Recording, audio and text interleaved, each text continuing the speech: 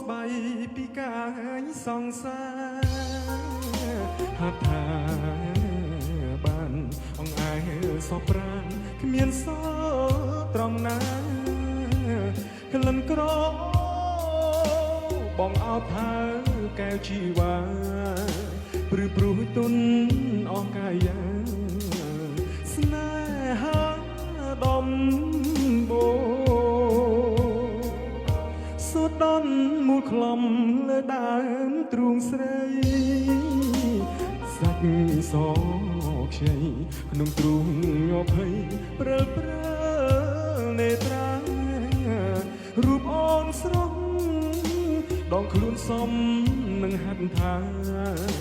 ចង្កេះដូចទេពធីតាឲ្យចេតនាមើលគ្មានទោសអ្វីដើមទ្រូងប៉ះងាពុំងាស្រវាអបបងកែភ្នែកអូនបិទទាំងសងបើខ្សឹបប្រាប់បងថាកុំចោលស្រីអូនថាស្នេ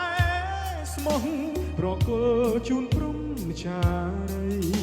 ចិត្តបងរំភើបលាយភ័យសែនស្ដាយពេលភ្ញាក់ដឹងខ្លួនយល់សពច្បាស់ពេកបងស្ទើរស្រែកយំស្ដាយមាសមុំ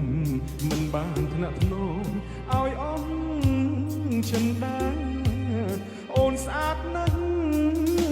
តើទៅនៅដល់ទីណាជាតិនេះតើធ្វើយ៉ាងណា